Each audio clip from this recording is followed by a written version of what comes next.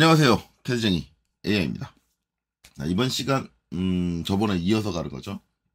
전선응용 지도 기능사에서 지금 표제란 작성 쪽 하고 있습니다. 표제란 작성 쪽 하고 있는데 다 했어요. 과제명 줬고요. 그 다음에 이제 품번 적었고요. 그 다음에 수량 적었고요. 그 다음에 품명 다 적었습니다. 품명 다 적었는데 이제 남은 거 하나죠. 재질. 솔직히 재질 쪽이 제일 어려워요. 여기서는 이제 재질 쪽이 제일 어려워요. 제일 어려운데 일단 재질은 이제 어떠한 재료를 가지고 제작을 하느냐에 대한 거예요. 그래서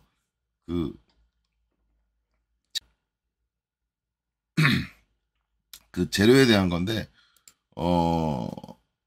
이 재료라는 거 선정하는 기준이 다양하게 있어요. 다양하게 있는데 일단은 뭐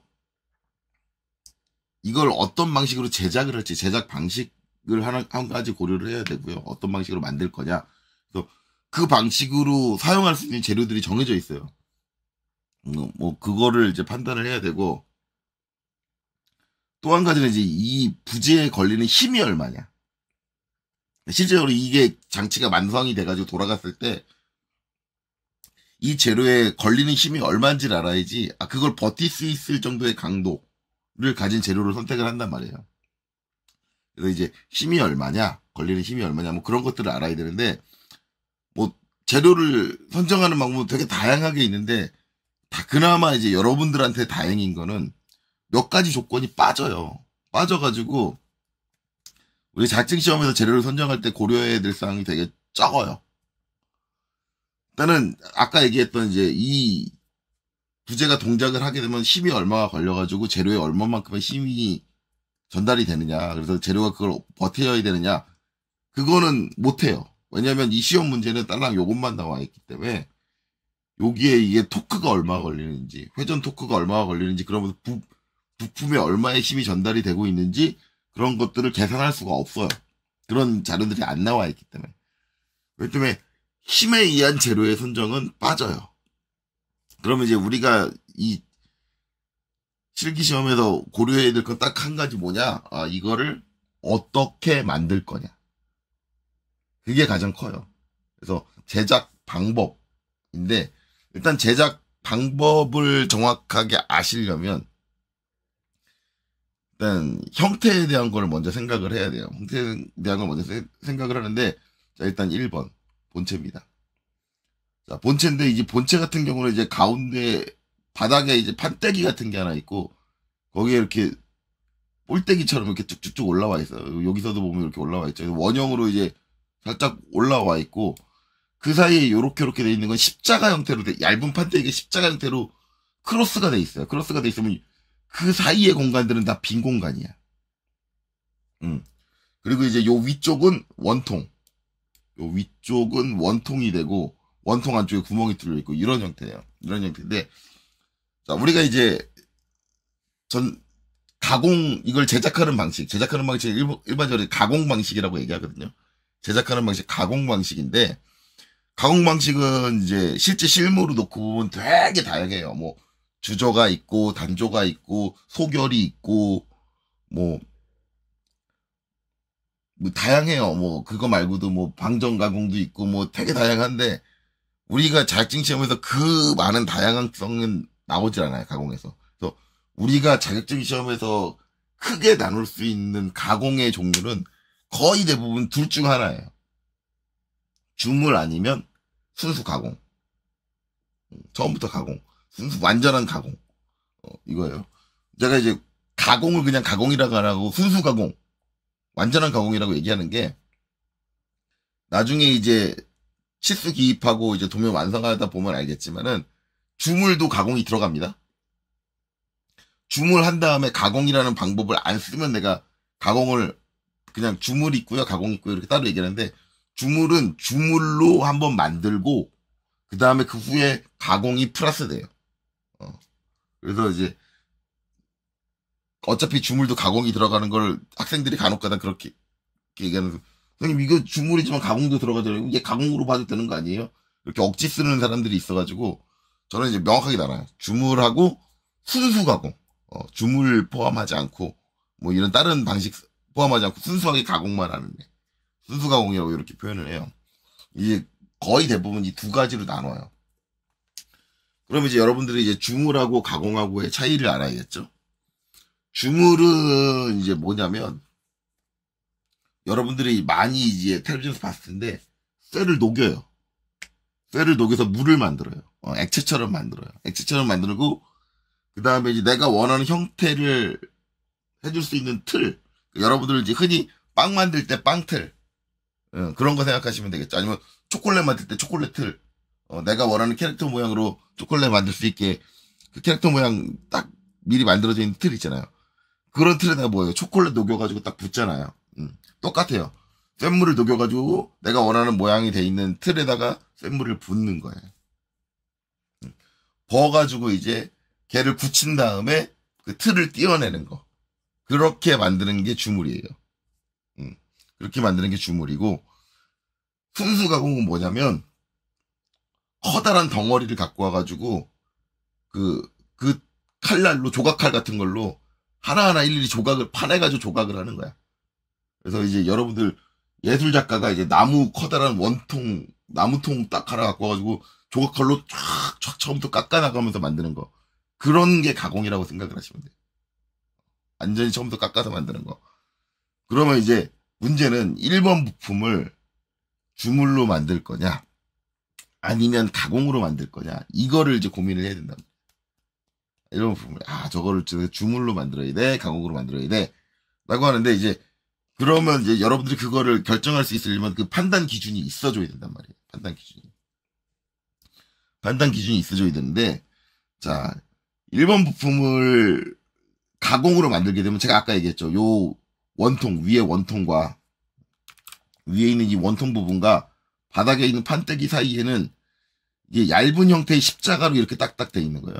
요게 요 두께랑 그다음에 이제 이렇게 길게 뻗은 것도 저쪽에 두께가 표시가 돼 있어요. 그래서 이렇게 십자형체로 돼 있고 그 위에 이제 원통이 이렇게 얹어져 있는 거고, 그다음에 바닥판을 이렇게 넓게 돼 있는 거고. 그럼 뭐야? 이 원통과 요 바닥판 사이에 있는 이 공간은 이 십자를 빼곤 다 빈 공간이야.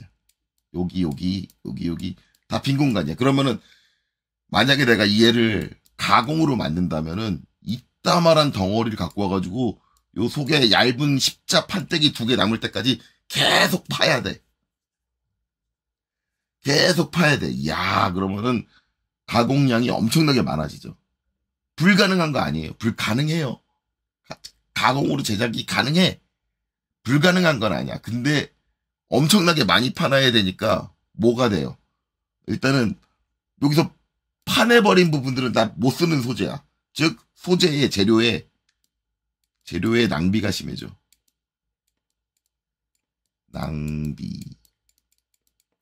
재료의 낭비가 심해져. 왜냐면 이 많은 빈 공간을 다 파냈다고 생각을 해봐. 걔네들은 다 못 쓰는 애야.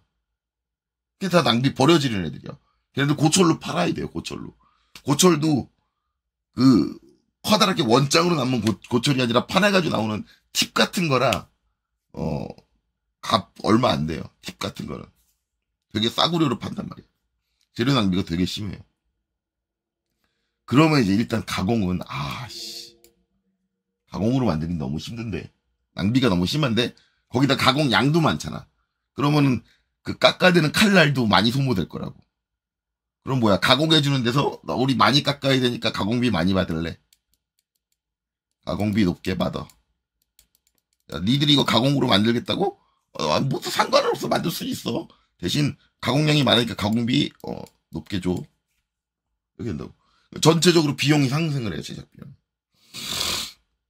그래서 이런 형태, 이렇게 중간에 비어있는 공간이 되게 크게 많이 남는 형태는 가공으로는 적절하지 못하다.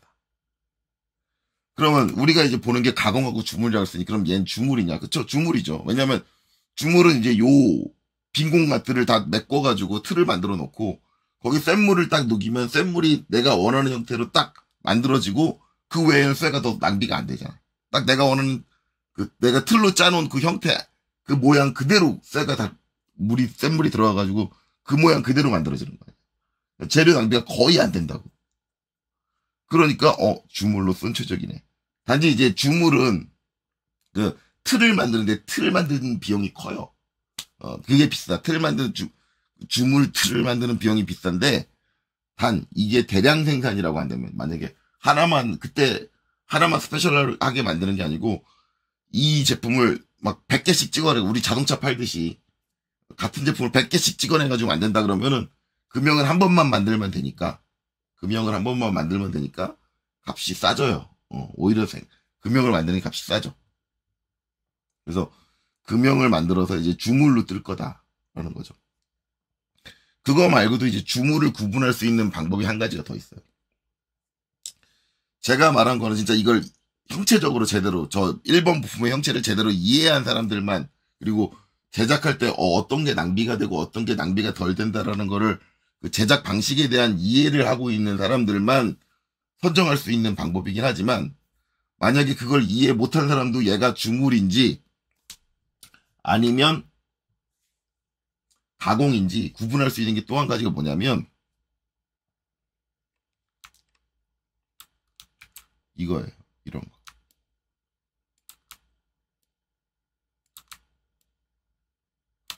자, 뭐냐? 저렇게 둥글기를 준 곳이에요. 우리 흔히 이제 캐드 용어로는 필렛이라고 하죠. 그리고 목깎기라고 하죠. 목깎기. 근데 저게 왜 가공 방식을 결정하는 거냐? 근데 이게 순수 가공이면은, 가공은 칼날로 돼가지고 이제 칼날을 앞뒤로 전후진해 가면서 조금씩 깎아나가는 거란 말이에요. 근데 그렇게 칼날로 깎는데 이렇게 둥글게 깎으라 그러면은 되게 컨트롤을 잘해야 돼요. 조정을 미세하게 잘해야 돼요. 둥근 모양으로. 그냥 대각으로 사선으로 여기 있는 것처럼 못따기처럼 사선으로 이렇게 자르라. 이건 쉬워. 근데 둥근 거, 가공의 가장 힘든 점은 뭐냐면 저렇게 모서리를 둥글게 깎아달라. 그런 게 제일 힘들어. 근데 그런 게 한 군데 있다. 한두 군데 가공도 한 군데 정도는 뭐 있을 수 있어요. 이렇게 둥근 데가. 한 군데, 두 군데 정도는 있을 수 있는데, 한 군데, 두 군데가 아니야, 얘가.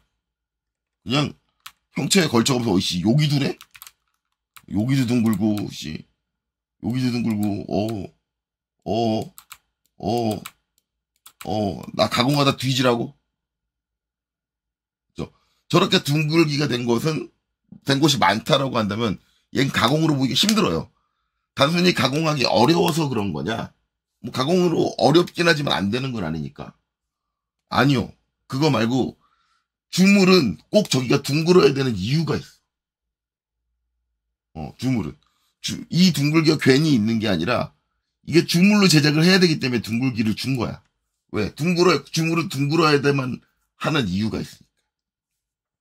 그럼 주물은 제가 아까 설명을 했듯이 뭐라고 했냐면, 센 물을 붓는다 그랬잖아요. 센 물을 붓는다고 했는데, 우리 센 물이라는 게 아무리 물처럼 녹였다고 했지만, 여러분들이 실질적으로 텔레비전에서 보면은 그게 완전히 물처럼 찰랑찰랑해요. 그러지 않죠. 우리 흔히 이제 용광로, 용암 흘러내리는 거 보면 뭐야? 찐득찐득하게 흘러내리잖아. 센 물도 마찬가지란 말이에요. 녹여서 흘러내리면 완전히 물처럼 그렇게 그냥 완전히 찰랑찰랑하진 않아요. 근데 물론 이제 찰랑찰랑할 정도까지 녹이긴 하죠. 녹이긴 하는데, 그 다음에 문제는 뭐냐면 얘를 틀에 닿는 순간 일단 거기서부터 이제 굳기 시작해. 센 물은 생각보다 빨리 굳어요. 빨리 굳어지기 시작해. 근데 저 안쪽까지, 센 물이 어딘가 들어와가지고 이 안쪽까지 해가지고 요 모서리까지 이렇게 딱 타고 와야 되는데, 요 끝단까지 올 때 정도 되면은 많이 굳었어. 그래가지고 만약에 끝이 이렇게 뾰족하잖아요. 뾰족하면은 여기에 완전하게 못 들어가. 그러니까 끝이 이렇게 뾰족하게 돼 있으면은 센 물이 막 그냥 이러고 들어가고 여기를 못 채우는 경우도 있어. 그러니까 주물이 끝이 뾰족하면은 그 끝의 형상을 제대로 못 만들어요. 둥글면은 어떻게든 천천히 타고 이렇게 들어간단 말이야. 끝이 둥글면은. 그래서 끝이 이렇게 둥근 거예요. 그래서 이런 둥근 부분이 많은 거야. 잘 타고 들어가라고. 그 찐득찐득한 센 물이 잘 타고 들어가라고. 그럼 이제 이런 질문하는 분들이 계세요. 선생님, 주물은 뾰족한 데가 있으면 안 된다 그랬잖아요. 뾰족하잖아요. 여기도 그럼 선생님 말대로 하면 여기도 이렇게 둥그러야 되는 거 아니에요? 아, 그쵸? 제 말대로 하면 그게 맞아요. 맞는데 여러분들이 그럼 한 가지 이해를 해야 되는 게 뭐냐면 주물로 만들면은 요만큼을 만들 거잖아요. 그럼 이 두께를 안 만들어요. 요거보다 이제 주물 여유라고 해서 가공 여유라고 해서 요만큼을 더 만들어요. 처음에 주물로 만들 때. 그리고 요 뾰족한 데는 뭐냐면 가공으로 치는 거예요. 가공으로 이 면을 주물로 뜬 다음에 저 면을 가공으로 쳐낸다고. 뾰족한 면을 만들기 위해서. 그래서 주물은 일단 가공 여유를 갖고 만들어요. 그러니까 여기 있는 부품하고 똑같이 만들지 않고 이거보다 살짝 두껍게 만들어요. 가공을 할 수 있게. 그래서 여기 뾰족한 데를 만들 수 있게 해줘요. 그래서 이제 여러분들 주물에서 여기를 가공한 면이다, 가공 안 한 면이다 구분하기 좋은 게 뭐냐면 이렇게 둥근 면하고 다 있는 면은 가공을 안 하는 면이에요. 나중에 나오겠지만 왜? 둥근 면은 가공하기 힘드니까. 그리고 이렇게 뾰족한 면이 나오면은 이쪽 면은 둥근 면하고 다 있잖아요. 그러면 이 면 가공 안 해. 가공 안 함.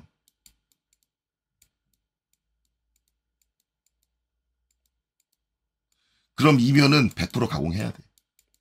넌 100% 가공이야. 이게 결정이 나는 거예요. 이런 특징을 알고 있다면. 얘는 가공을 안 할래, 안 할 수가, 이 면은 안 할 수가 없어. 왜? 여기가 뾰족해야 되는데, 그럼 둘 중에 하나는 가공 쳐줘야 돼. 근데 여기는 둥근 데 연결돼서 가공 안 한다며. 그럼 여기 가공해줘야지. 이런 게 결정이 나는 거예요. 그러니까 우리가 재료, 가공 방식, 뭐 그런 것들을 이해를 하면은 이런 것들이 나오는 거예요. 답으로 이미 시험 때 필요한 정답들이 나오기 시작을 하는 거예요. 그렇기 때문에 1번 부품보다, 주물로 만들어야 된다. 중요한 건 이제 주물로 만들어야 한다고 나왔으니, 그러면 재질을 뭘 써야 되느냐? 근데 이 재질에 대한 거는, 그나마 이제 좀 다행스러운 거는, 우리가 이제 시험 때 볼 수 있는 KS 규격표에 보면은 재료에 대해서 어느 정도 정리를 해놨어요. 이게 이제 시험 때 볼 수 있는 KS 규격표인데, 거의 마지막 쪽에 가면은, 요런 게 나와요.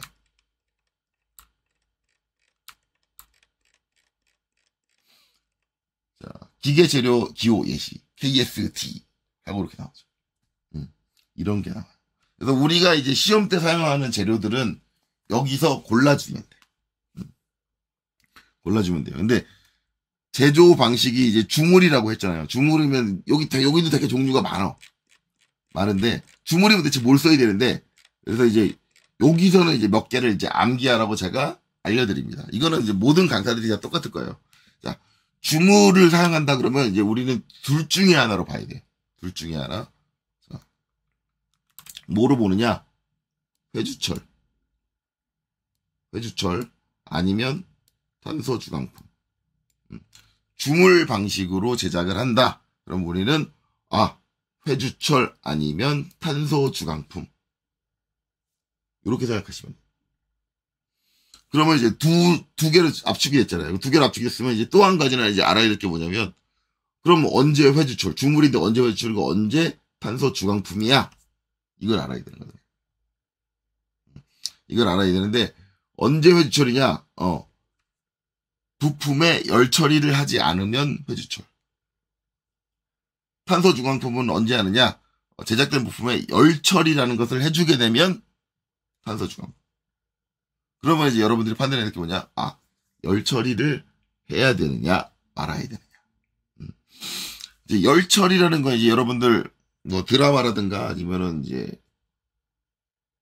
칼 같은 거 관심 있으신 분들, 그러니까 뭐 판타지물이라든가 아니면 대장장이 그런 거에 관심 있으신 분들은 아실 거예요. 많이 들어봤을 거예요. 뭐냐? 쇠에다가 가열을 했다 식혀가지고 쇠의 성질을 바꿔서 뭐예요? 쇠의 표면을 좀 더 단단하게 만든다. 대략적으로 알고 계신 거 이제 그런 거죠. 물론 이제 이 전산응용 기계제도 기능사를 도전하시는 분들은 거의 대부분 필기 시험을 준비를 하셨을 테니까, 그쵸? 필기 시험을 준비하셨을 테니까 다 알 거예요. 열처리라는 게 좀 더 전문적인 학문으로 뭐 오스테나이트 나오고 뭐 어쩌고저쩌고 나오고 마르첸다이트 나오고 뭐 거기 뭐 콘칭 뭐 이렇게 해서 이제 전문적인 용어들 나오고 그런 것들까지 다 공부하셨을 거예요. 필기 시험 봐야 되니까 공부하셨을 텐데 어찌됐든 그런 열 처리를 하느냐 안 하느냐. 그러면 이제 문제는 이제 1번 부품은 열 처리를 해야 되느냐 안 해야 되느냐 판단을 해야 되는데 그럼 우리가 봐야 되는 건 뭐냐? 1번 부품이 마찰이 되는 부분이 있냐 아니면 강한 충격을 받는 부분이 있느냐 동작을 하면서 그런 걸 봐야죠. 근데 1번 부품은 동작을 하면서 이제 아무런 마찰이 없죠. 기본적으로 여기 베어링이 닿기는 하는데 베어링 같은 경우는 가운데 볼이 구르는 거지 바깥에 있는 링이 구르는 게 아니니까 딱 링은 고정돼 있다라고 봐야 돼요. 여기 이제 1번 부품에는 마찰되는 게 하나도 없어. 왜냐면 1번 부품이 잡아주는 거는 여기서 요 베어링밖에 없거든요. 베어링하고 커버가 닿는데 커버도 딱 조립하고 볼트로 체결하고 나면 커버가 움직이는 게 아니잖아. 고정돼 있는 거잖아. 그러다 보니까 마찰되는 게 전혀 없어. 1번 부품하고. 그러면 1번 부품은 열 처리를 할 필요가 없네. 그러면 열 처리를 할 필요 없으면 제가 뭐라 그랬어요? 회주초를 사용을 하는 거야. 회주초를 사용을 해요. 회주초를 사용하는데 여기서 이제 회주철 여기다가 재질에다가 회주철 적는 거냐? 아니에요. 재질에도 적는 건 요 뒤에 있는 기호야. 뒤에 있는 기호 보면 앞에 써 있는 거랑 똑같죠. GC. 즉 GC가 이제 회주철을 얘기를 해요. 회주철을 얘기하는데 뒤에 이제 숫자가 써 있어. 100, 150, 200, 250. 저거는 이제 재료의 강도를 얘기하는 건데 당연히 뒤에 있는 숫자가 높을수록 더 강한 애예요. 강한 애인데 대체 그럼 제중에 뭘 써야 되느냐? 솔직히 저거를 이제 결정을 하려면 아까 처음에 얘기했던 대로 뭐가 있어야 되냐면 이 재질에 걸리는 힘 하중이 얼마냐? 얘가 대체 얼마만큼의 힘까지 버텨야 되는데 어느 정도의 인장 강도를 버텨야 되는데 그런 것들이 있어야 되는데 제가 얘기했지만 이 시험에는 그런 거를 계산할 수 있는 지표는 하나도 안 나와 있어. 그렇다는 얘기는 뭐야? 그냥 외워서 해야 된다는 얘기지. 그래서 이제 일반적으로 제가 이제 회주철이 나왔다. 그러면 이제 딱 얘기해요. GC 250으로 외워서 하세요. 이건 제가 정해주는 거야. 저건 어쩔 수 없어. 외울 수밖에 없어. 왜? 저거를 저 인장 강도나 그런 걸 계산할 수 있는 어떤 근거가 안 주어졌잖아. 그게 주어져야지 뭐 계산을 하고 뭐 자식 하는데 근데 이제 그게 주어지면 여러분들 큰일 나요. 계산하기 겁나 힘들어요. 계산하기 겁나 힘드니까 오히려 안 주어주는 게 나아. 그냥 외워가지고 하라 그러는 게 나아. 그거 주어지는 순간 여러분들 이 시험은 그냥 여러분들이 알고 있던 시험의 난이도에서 한 10배 이상은 뛰어. 난이도가. 미쳐요. 여러분들. 그러니까 어찌됐든 그러는데 이제 어찌됐든 이제 GC 250 이거라는 거지. GC 250 이렇게 돼요. 그러면 이제 여기 재질은 본체 재질은 GC 250이다.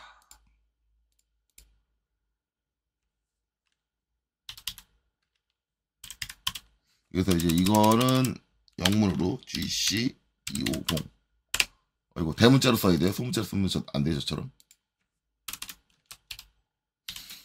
GC 250. 자, 얘는 이제 영문하고 숫자만 있잖아요. 그러니까 얘는 글꼴이 이렇게 ISO 표준으로 작성이 돼야 되겠죠. 이렇게. GC 250. 자, 이렇게 된다. 자, 그 다음에 이제 2번 축입니다. 자, 축 같은 경우는, 딱 봤더니, 이제 축은 이제 회전 축인, 이제, 여러분들 이거 보고 이해가 하셨을지 모르겠지만, 원기둥 형태죠. 이제, 직경이 다른 원기둥 여러 개가 다단으로 이루어져 있는 형태로 이루어져 있어요. 그래서, 여기가 직경이 제일 작고, 그쵸? 여기가 직경이 제일 작고, 그 다음에 그거보다 한 치수 큰 직경이 이렇게 있고, 그 다음에, 그거보다 또 한 치수 큰 직경이 이렇게 있고, 반대쪽도 이제 이렇게, 요 치수의 직경, 그 다음에 이렇게 치수. 이렇게 된 원기둥이란 말이에요. 직경이 하나, 둘, 셋. 반대쪽은 아마 대칭 비슷할 것 같아요. 그래서 똑같은 형태. 그래서 직경 3개가 이제 저렇게 동심으로 딱 나열되어 있는 축이다. 동심이어야 이제 회전이 이제 먹을 거 아니에요. 얘를 돌리면, 얘도 돌리고, 이게 다 동심으로 이루어진 회전체일 텐데, 저렇게 하나의 축으로 이어서 회전을 시켜주는 걸 텐데, 얘 같은 경우는 일단은 아까 봤던 뭐가 없어요. 둥글게 가공된 부분이 하나도 없지. 그렇다는 얘기는 제 주물로 만들려면 가공 요율을 겁나게 줘야겠죠. 기본적으로는 이제 주물로 만드는 게 아니라. 그리고 이제 회전축 같은 경우는 이제 여러분들 이제 나중에 치수기입하고 그런 것까지 다 들어가고 나면 이제 결론이 날 테지만 대부분 저렇게 이제 원 기둥 형태의 형태를 정확하게 띄고 있는 애들은 대표적인 이제 가공 장비가 하나 있어요. 뭐 선반에서 가공하는 가공 장비. 그럼 이제 얘는 이제 이렇게 돼 있는데 원래는 가공을 하려면 저걸 어떻게 하냐면은 시중에서 파는 그냥 하나의 직경으로 된 이렇게 원형 봉을 갖고 와요. 봉을 갖고 와서 일단 전체 직경, 요 가장 굵은 직경을 한번 맞추고 깎아가지고 표면을 가공을 해서 맞추고 그 다음에 직경 다른 부분만 부분 가공을 해서 맞춰요. 그런 식으로 가공을 한단 말이야. 지금 계속 얘기 나오는 게 뭐예요? 주물 안 뜬다 그랬죠. 그리고 그냥 처음부터 끝까지 원형 봉 갖고 와가지고 계속 깎고 가공으로만 한다. 순수 가공으로만 이루어진다. 그래서 2번 축 같은 게 이제 순수 가공품이에요. 그러면 이제 재질이 회주철이나 탄소 주광품은 아니겠지. 왜? 쟤네들은 주물일 때만이라 그랬으니까. 그럼 이제 얘는 뭘 쓰느냐? 근데 기본적으로 이제 가공이 나오면은 재료가 좀 많이 나와요. 많이 나오는데 기본적으로 이제 순수 가공품에 많이 사용되는 게 여기 이제 밑으로 내려오면 일반 구조용 압연강제라는 게 있어요. 앞에 SS라고 붙은 애가 있어. 일반적으로 이제 가공에 가장 많이 국내에서 가장 많이 쓰이는 재질은 얘예요. 일반 구조용 압연강제 SS다. SS다. 근데 이 SS 재질은 단 뭐가 안 되냐면 열 처리가 안 돼요. 열 처리.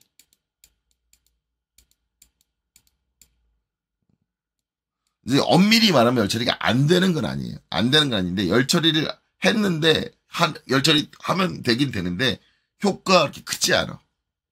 그러니까 즉 많이 단단해지지 않아요. 열 처리가 먹긴 먹어요. 먹긴 먹는데 많이 단단해지지 않는다. 이 열처리라는 거에 관련된 용어가 있어요. 이 열처리가 나오면 꼭 나오는 얘기들이 있는데 뭐냐면은 아까 이제 주물에서 보면은 회주처리라고 그랬잖아요. 근데 열처리 되는 건 탄소 주광품이라고 그랬잖아요. 열처리에 관련된 용어가 뭐냐면 탄소예요. 일반적으로 이제 여러분들이 열처리 쪽을 공부를 하시면 이제 알게 되겠. 어차피 필기 때문에 공부해서 아시겠지만 공부해 보시면은. 우리가 이제 열 처리를 통해 가지고 재료가 강해지는데 주는 그 영향을 주는 불순물이 바로 탄소예요, 탄소. 그래서 탄소의 함량이 높아야지 열 처리할 때 효과가 커진단 말이에요. 탄소 함량이 많아야. 그래서 대부분 열 처리가 되는 부품들은 앞에 탄소라는 말이 붙죠. 탄소 주광품 이렇게 붙잖아요. 근데 이제 SS는 이제 그 탄소의 함유량이 적어요. 적어서 이제 효과가 그렇게 높지 않아.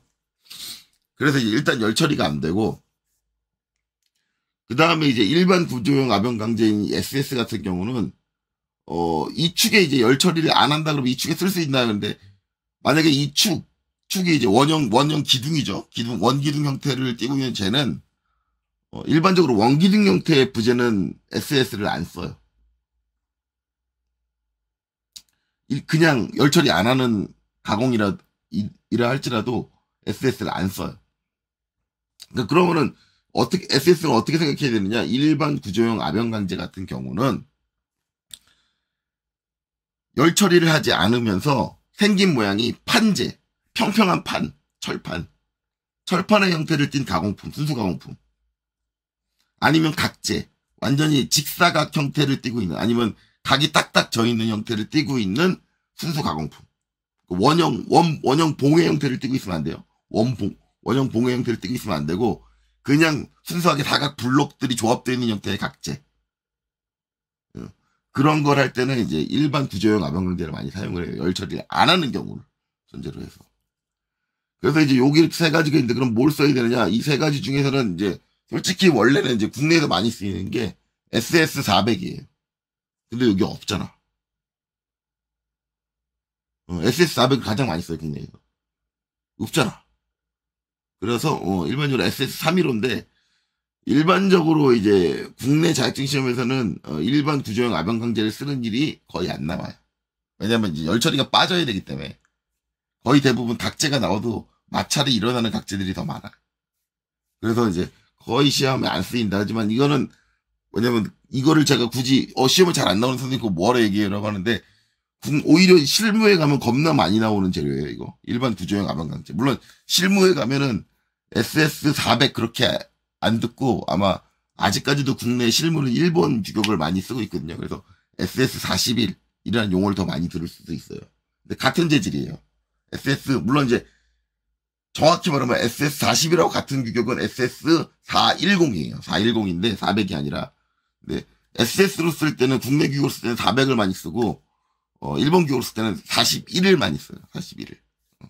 그런 차이가 있다.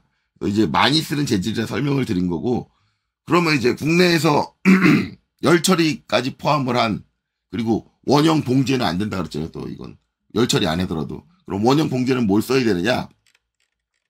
그건 이제 위로 올라오시면 기계 구조용 탄소 강제라는 게 있어요. 예를 듭니다. 원형 봉제. 일단은 원기둥 형태의 소재다. 정확하게 원기둥 형태의 소재다. 라고 한다면 무조건 기계 구조용 탄소 강제를 쓸 거다라고 고려를 해두시는 게 좋아요. 그리고 이제 이 중에서 이제 국내에서 가장 많이 쓰이는 건 SM45C입니다. 그래서 만약에 이제 기계 구조용 탄소 강제를 쓰면은 SM45C를 써라라고 얘기를 해요. 이게 이제 실무에서는 SM45C가 아니라 S45C라고 해요. 이게 이제 일본 규격이 이렇게 돼 있어요. 일본 규격. 지스.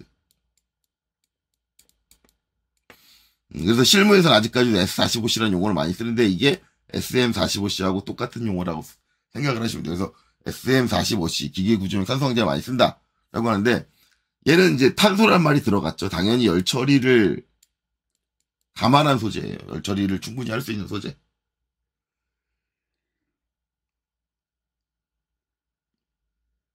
열 처리를 충분히 할 수 있는 소재고 이제 열 처리를 안 하는 원형 봉은 도대체 그럼 열 처리 안 하는데 왜 얘를 씁니까인데 일반적으로 원형 봉제는 이제 여기는 축과 비슷한 거잖아요.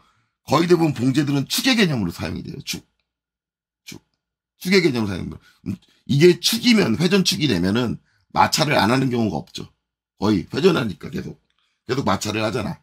그래서 축 같은 경우는 거의 대부분 기본적으로 뭐야? 열 처리를 한단 말이에요. 그러니까 열 처리를 축의 형태를 띠고 있는데 열 처리를 안 하는 경우가 드물어.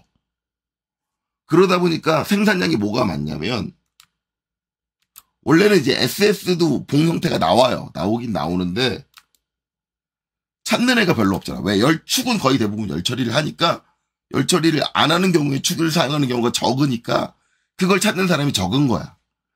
적으니까 걔를 생산을 잘 안 해. 생산을 잘 안 하니까 어떻게 돼요? 개수가 시중에 돌고 있는 개수가 구하기가 힘들잖아. 그럼 어떻게 돼? 가격이 올라가. 그러니까 열 처리를 안 할 거에도 오히려 얘보다 걔가 더 가격이 비싼 거야.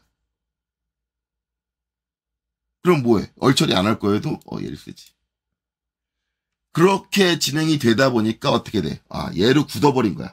그냥 원형 봉제는 어차피 SS400으로 봉제 찾으려고 그러면은 돈 많이 들고 구하기도 힘들고 안 써. 그냥 열 처리 안 할 거에도 그냥 SM45C 쓸래. 왜? 걔가 더 싸니까. 구하기도 쉽고 그렇게 돼버린 거예요. 그래서 이렇게 되면은 이제 원형 봉제를 띄면은 열 처리를 하든 안 하든 무조건 뭐다? SM45C다. 그러면 이제 우리는 뭐야? 축이 원형 봉제고 그다음에 회전하잖아. 회전하니까 마찰이 있고 마찰이 있으니까 뭐 할 거야? 열 처리해야지. 열 처리할 거잖아. 그러면은 모든 조건에 다 부합하는 SM45C구나. 그쵸? 그래서 이제 여기서 뭐야? SM45 이거 SM45C구나. 이렇게 적겠죠.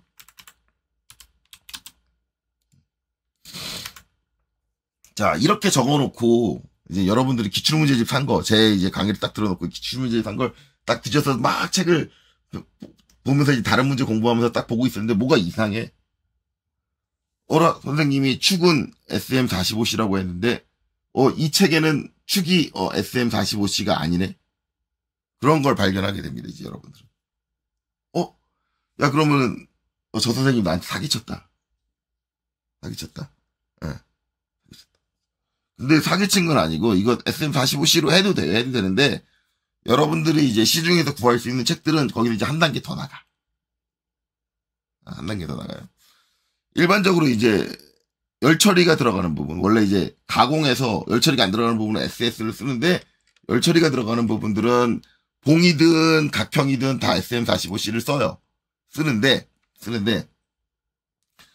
회전축은 또 다른 재질을 써. 자격증 시험에서. 근데 이게 자격증 시험에서 다른 재질을 쓰느냐? 아니요, 실무도 다른 재질을 쓰는 경우가 있어요. 여러분들이 아마 대부분 축 겪게 되고 다른 책에서 이제 정답을 보게 되면 나오는 게 뭐냐면, 여기 있는 크로뮴 몰리브데넘강입니다. 얘가 나올 거예요. 그리고 이제 그 중에 많이 사용되는 게 SCM415랑 그 다음에 SCM430 이 두 가지가 많이 사용이 될 겁니다. 얘는 두 가지를 많이 쓰더라고요. 일반적으로 이제 415 같은 경우는 각재 사각으로 생긴 거 각재에 많이 사용을 하고요. 그 다음에 430은 축 회전축에 많이 사용을 하는 걸로 자격증 시험 문제 경향으로 보면 그렇게 나와요. 이제 크롬 몰리브데넘강은 마찬가지로 열 처리가 가능한 재질입니다. 크롬 몰리브데넘강은 열 처리가 가능한 재질이고, 강성 구조로 보면은 기계 구조용 탄소 강재보다 더 강도가 높아요. 그러니까 더 강하다는 얘기. 열 처리했을 때의 강성이 크롬 몰리브데넘강이 더 높아요. 더 높은 강이다. 근데 이제 이게 일반적으로 이제 자격증 시험에서 이제 크롬 몰리브데넘강을 쓰는 이유는 이제 이유가 있어요. 뭐가 있냐면은 일반적으로 이제 열 처리된 재질들은 취성을 갖게 돼요. 취성. 이게 열 처리 이제 공부하셨으니까 필기 시험 때문에 공부하셨으니까 아실 거예요. 취성은 뭐예요? 재질이 단단해지는 대신 깨지는 성질을 가져요. 탕탕하고 깨져. 유리처럼 깨져 나가요. 자기가 견딜 수 있는 힘을 넘어서면 얘가 오히려 그 물렁물렁한 애들보다 더 쉽게 부서져. 다 쓰러져. 물렁물렁한 애들은 표면이 잘 깎여 나가잖아요. 대신에 깨져 나가진 않아. 단단하지 않으니까. 근데 단단한 재질들은 표면이 잘 마모가 안 되는 대신 일정 힘을 넘어버리면 그냥 팍 하고 깨져버린단 말이야. 유리 깨지듯이.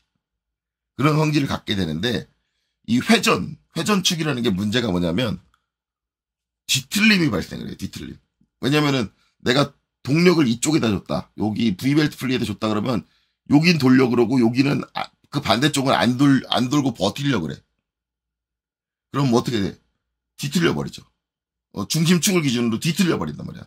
이 뒤틀림 하중이 전다 능력을 발생을 시켜요. 근데 여러분들이 재료역학을 공부해 보시면 아시겠지만 모든 부재들, 우리가 기계에서 사용하는 모든 부재들 중에 가장 취약한 부분이 뭐냐면 전다 능력이야. 전다 능력이 더 취약해. 그래서 쉽게 깨지는데, 그래서 얘보다 덜 깨지는 게 뭐냐, 회전할 때, 그게 크롬 몰리브데넘강이 SCM 계열이란 말이야. 얘가 그나마 전다 능력이 잘 버틴단 말이야. 그래서 이제 일반적으로 회전축을 쓸 때, SCM을 쓰는 경우가 있어요. 크롬 몰리브데넘강. 그래서 이제 거의 대부분 축이면은 뭐가, 회전축이다. 축인데 그냥 회전축이 아니라 일반 축이면은 그냥 SM45C 써도 되고, 회전을 하는 축이다 그러면 뭐예요? 이거 전다 능력이 걸리니까 좀 더 잘 버틸 수 있는 SCM 써준다. 그리고 일반적으로 회전축에는 430을 많이 써요. 그래서 이제 여기서 SCM 430 이렇게 들어가는 거죠. SM45C로도 가능한데 얘보다는 이제 뒤틀림이 더 강해. 회전축으로 사용을 할 거니 뒤틀림이 더 강한 SCM 430을 쓴다. 이렇게 되는 건데 실무에선 이렇게 안 써요. 이게 자격시험이라서 이렇게 쓰는 거예요.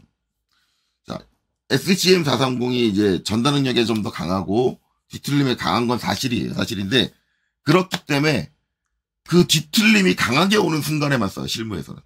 이게 비싸요. SCM 430이. 그렇기 때문에 일반적인 축, 슬로우 스탑, 슬로우 런 그러니까 이제 이게 동작의 가속도까지 따져야 되는데 천천히 기동하고 천천히 스톱하는 그런 일반 동력 전달 계통에는 솔직히 말하면 SCM을 안 써요. 축으로. SM45C를 더 많이 쓰지. 왜냐면 천천히 기동을 하고 천천히 스탑을 하기 때문에 축에 강한 토크가 걸리지 않아요. 강한 뒤틀림이 걸리지 않아요. 근데 굳이 강한 뒤틀림이 걸리지 않는데 그 뒤틀림을 고려해가지고 비싼 재료를 쓰는 거는 실무적인, 우리가 이제 회사적인 측면에서는 낭비야. 그래서 그렇게 안 한다고. 이런 것도 이해를 하셔야 돼요. 근데 이해를 하는데 우리가 자격증 시험은 이제 그게 아니라 완전히 표준을 가지고 생각을 하는 거니 뒤틀림이 발생한다 그러면 자격증 시험 그 풀이하는 애들 보면은 뒤틀림 조금만 발생하면 무조건 SCM이야. 그냥 냈다 SCM이야. 왜? 자격증 시험 문제에다 SCM을 적어놓는다고 돈이 나가는 건 아니잖아. 그쵸? 그냥, 나는, 좀 더 강성을 고려했어. 그런 걸 이제 어필하고자 하는 거지. 그렇게 이해를 하시면 돼요. 그래서, 웬만하면 이제 SCM 430을 쓰는 경우는, 그런 경우다. 라고 이해를 하시면 됩니다. 그래서, 저도 이제 자격증 시험은 어차피 추세를 따르는 게 맞으니까, 회전축이라고 하면은 SM45C를 쓰는 것보단, SCM 430을 쓰는 걸 더 권장을 드립니다. 자, 그럼 이제 2개 남았죠? 네, 2개 남았는데 시간은 엄청 지났어요. 엄청 지났는데, 자, 마저 끝내고 갈게요. 다 끝냅시다. 뭐 이 영상이 시간이 너무 길어가지고 2개로 잘라져서 나갈지는 모르겠는데, 어쨌든, 갈게요. 자, 그 다음에 나오는 거 이제 4번. 4번은 이제 V벨트 풀리죠. V벨트 풀린데, 그러면 이제 얘는 제조 방식이 뭐냐? 순수 가공이냐? 아니면 주물이냐? 그걸 판단해야죠. 그러면 이제 앞에서 제가 이제 가공하고 순수 가공하고 이제 주물을 구분한 기준을 설명을 잘 듣고 기억하신 분들이라면 얘는 대번에 답 나와요. 얘 제작 방식이 뭔지. 뭐죠? 자, 얘는 주물입니다. 선생님 왜 주물이에요? 이해 안 되시는 분들은 이걸 봐야죠. 둥글, 둥글, 둥글, 둥글, 둥글. 자, 이 안쪽을 이렇게 둥글게 가공으로 다 팔아. 미친 거예요, 그러면. 욕 먹습니다. 사장님한테. 야, 너 미쳤냐? 저걸 가공으로 다 파라고? 절대 저렇게 안 파요. 저렇게 둥근 데 없어요. 그쵸? 저렇게 둥근 데가 많다는 얘기는, 기본적으로 저 V벨트 풀리 저거는 주물로 만든 V벨트 풀리겠구나. 라고 생각을 해야겠죠. 저는 V벨트 풀리 주물이다. 그러면 이제 우리 또 뭐예요? 다시 돌아가서, 원점을 들어서, 회주철 아니면 탄소 주강품 둘 중 하나다. 그러면 이제 고려해야 될 게 뭐예요? 열 처리를 하느냐, 안 하느냐. 자, 이제 여기서 제 말을 좀, 이제 처음 배우신 분들 중에 제 말을 좀 깊게 들으신 분들은 이제 대부분 뭐라고 하시냐면, 선생님, 열 처리합니다. 라고 얘기합니다. 자, 제가 V벨트가 어떻게 사용되는 건지는 이 이름을 정할 때 알려드렸죠. 요 V자 홈에 뭐가 걸려요? 검은색 고무줄이 걸려요. 그리고 그 고무줄로 그 고무줄의 마찰력으로 뭐예요? 이 축을 돌려요. 이 축을 돌려요. 그럼 뭐예요? 고무줄하고 이 V벨트 풀리하고는 뭐가 생겨요? 마찰이 발생을 해요. 근데 제가 뭐라 그랬어요? 열 처리를. 그쵸? 열 처리를 하는 이유가 뭐다? 마찰이다. 그쵸? 마찰이 되니까 마찰되는 표면이 깎여 나가지 않게 하기 위해서 그 부분을 강하게 만들기 위해서 열 처리를 하는 거란 말이야. 근데 마찰이 돼. 그러니까 대부분 생각하는 게 뭐냐? 선생님 마찰이 되니까 열 처리를 해야 됩니다. 그러니까 쟤는 탄소 주강품입니다. 그런데 아닙니다. 가 되는 거죠. 저 여기서 이제 아닙니다. 그러면 선생님 저랑 장난하세요? 선생님 아까 그렇게 말씀하셨잖아요. 자, 마찰이 되는 건 맞아요. 마찰이 되는 건 맞는데 마찰이 되는 애가 누구냐가 문제인 거예요. 마찰이 되는 애가 같이 쇠다. 그러니까 금속 대 금속이다. 라고 한다면 열 처리해야죠. 근데 여기 마찰되는 애가 누구야? 제가 얘기했잖아요. V벨트는 뭐라 그랬어요? 고무줄이야, 고무줄. 고무가 쇠랑 마찰을 해. 쇠가 깎이면 얼마나 깎인다고, 고무한테. 고무가 죽어라고 깎였지. 쇠가 갈려나가진 않겠지. 물론 이제 그 고무줄과 쇠 사이에 이제 이물질, 먼지라든가 이물질이 들어가면 쇠도 깎입니다. 예. 우리가 이제 알고 있는 이제 모래나 바닥에 시중에 뒤들고 있는 모래나 그런 것들이 되게 단단해요. 모래 같은 게 되게 단단하다고요. 그런 게 그 틈새로 들어가면은 그 모래에 의해서 V벨트 풀리가 깎일 수는 있어. 하지만 고무줄 자체의 그 마찰을 가지고는 안 깎여요. 그렇기 때문에 기본적으로 마찰이 전제되는 게 자기보다 월등히 약한 재질이기 때문에 얘는 열 처리가 필요 없는 거예요. 그러면 열 처리가 필요 없고 주물이야. 그럼 뭐예요? GC 250. 밑에랑 똑같겠지.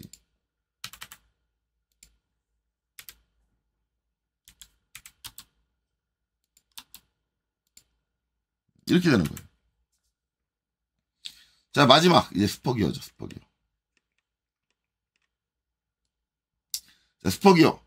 스퍼기어도 이제 방금 전에 여기 거쳐봤으니까 딱 보면 알겠지 뭐. 제조 방식 뭐예요? 주물입니다. 주물이에요. 왜? 여기도 파졌잖아. 똑같이. 파졌잖아. 둥글게 팠잖아. 그러니까 뭐야? 주물이지. 저걸 가공으로 저렇게 파진 않겠지. 자, 스퍼기어 같은 경우는 가공기어가 있어요. 저 실무에서 가공기어를 많이 만들어봤기 때문에 가공기어가 있고 주물기어가 있습니다. 명확히 다르죠. V벨트 풀리는 거의 주물이 많이 나오는데 스퍼기어는 가공기어가 나올 수도 있어요. 가공으로도 많이, 순수 가공으로도 기어는 많이 만들어요. 그렇기 때문에 주의하셔야 되고, 그렇기 때문에 바로 이런 형태들을 잘 보셔야겠죠. 근데 지금 문제에 나오는 거는 주물로 만들어지는 기어예요. 그러면 이제 뭐예요? 회주철 아니면 탄소 주방품이잖아. 그러면 이제 얘는 어떻게 되느냐? 열 처리를 하느냐 마느냐. 근데 자, 기어라는 거에서 이미 게임이 끝났어. 기어는 뭐야? 제가 얘기했죠. 이빨과 이빨이 맞물리는 거야. 반대쪽도 기어란 말이야. 얘랑 물리는 애도 기어란 말이야. 그러면 그 기어는 쇠로 안 만들었을까? 그 기어를 고무로 만들었을까? 아니잖아. 똑같은 쇠로 만들었을까? 그럼 쇠 대 쇠 대 마찰이 일어나니까 뭐예요? 열 처리를 당연히 해줘야겠구나. 그래서 이빨 부분에 이제 이빨이 맞물리는 거니까 이빨 부분에 열 처리가 들어가줘야 된다. 그러면 회주철을 쓰면 안 되겠죠. 그래서 뭐가 나와? 탄소 주강품이 이제사 등장을 하는 거지. 이제사 탄소 주강품이 등장을 한다. 자, 탄소 주강품 이제 여기 이제 4가지가 있는데 일반적으로 권장되는 거는 SC 480. SC 480 적어주시면 돼요. SC 480. 뭐 SC 450 적으셔도 되고. 솔직히 여기서 이제 좀 밑에 거 적었다고 해서 감점되진 않을 거예요. 일반적으로 많이 쓰는 게 SC 480.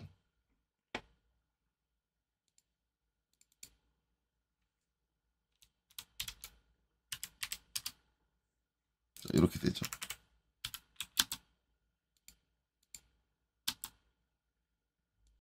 자, 이렇게 해서 재질을 다 정했습니다. 다 정했어요. 다 정하고 이제 여기서 이제 문제 풀기 전에 이제 요 양식을 좀 정리하는 과정이 하나 추가돼야 될 것 같아요. 근데 그거는 아마 여기 문제 풀이로 갔다가 다시 공통상으로 넘어가야 될 것 같아요. 공통상으로 넘어가서 이제 한 가지 스텝이 더 추가가 될 것 같은데 어쨌든 이런 식으로 이제 재질을 정했습니다. 재질을 정했는데 솔직히 말하면 이제 재질 쪽이 시간 지금 거의 1시간 정도 제가 설명할 정도로 잡아왔는데 이건 여기 나와 있는 이제 재질들만 그렇잖아요. 요거 말고 다른 케이스들은 또 경험을 못 했잖아. 아마 이거는 이제 재질에 관련된 거는 새로운 문제 하나 풀 때마다 그 시작 도입 부분에서 항상 이런 식으로 얘기가 나올 거예요.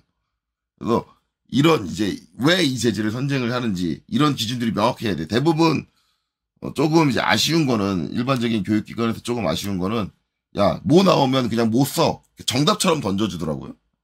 야, 축 나오면 그냥 SCM 430 써.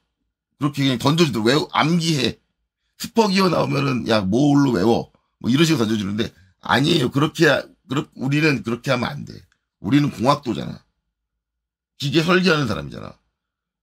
스퍼기어도 SC480으로 만들 때가 있고 SM45C로 만들 때가 있고 SCM430으로 만들 때가 있고 딱 그때 다르다고.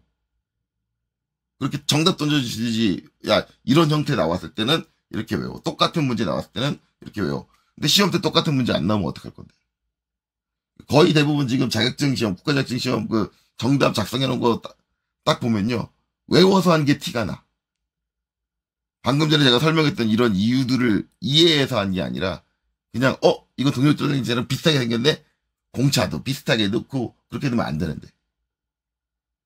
그러니까 그런 식으로 외워서 할 생각하지 마시고 지금 제가 중요한 건 이 재질을 설명하기 위해서 왜 이 재질을 썼는지 그걸 어떻게 구분을 했는지 그런 내용들이 중요한 거예요. 그런 것들이 본인 속에 생겨가지고 본인 시험 문제 딱 보면 얘 제조 방식이 뭐고 그러면 얘 재질 뭘로 써야겠다 이렇게 본인이 합리적인 판단을 할 수 있게 실력을 키우셔야 되는 거예요. 됐죠? 자, 그래서 이번 영상 여기서 마치도록 하겠습니다. 여기까지 보시느라 수고 많으셨습니다.